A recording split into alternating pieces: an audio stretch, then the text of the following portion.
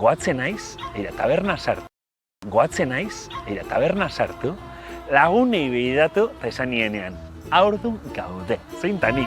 Oia, elkarrizketa bukatu eta ontsa, segitu ditorriko nahi, bale? Bakizu zer, nik kriston ilusio entziela kotxeko pegata jarri nuen momentu hortan. Nik uste, ordun kontuatu nintzala aita naizela.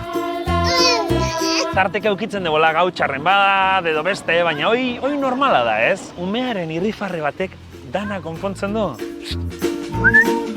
Hau pentsatzen jarrita ez da horren besterako. Moldatzen gera, hola asteburu batzutan libratzeko eta furgonetarekin hortik zer joateko. Gure lurretxean erditu genuen, badakizu ez, etxeko goxotasunean ikusten duen lehen gauza ezin da izan ospitaleko kortina hola triste bat, mesedez. Abizena, hoi argi uki dugu, Garai berrietan, forma berriak. Amaren abizena jarri dugu. Lur, horma zabal. Kanpoa behi da ez, euki berda, barrua behi da, babestuta, oso garrantzitsua da lehenengo hilabetetan gure aurpegi horiek identifikatzen hastea. Guizketan nahitu geha, eta erabaki dugu eskola libre batera eramatea. Badago bat, Montessori metodologia erabiltzen duena, balio oso interesgarriak irakasten dituztenak, errespetua, elkarbizitza, sormena.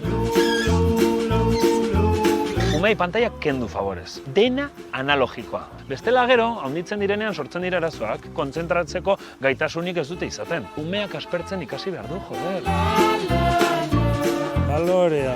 Apa, txitxia, guau, apa, txilolitos. Mesedez, nahikoa da. Arzen nahi duzu, umeak izketan bializ ikasi behar izatea, edo zer. Pasutxo bat emango du gero?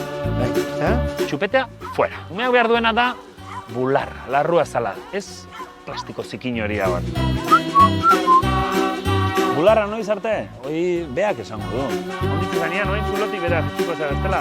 Ez da motila. Hoi galdetzia ere. Hoi beak erabakiko du.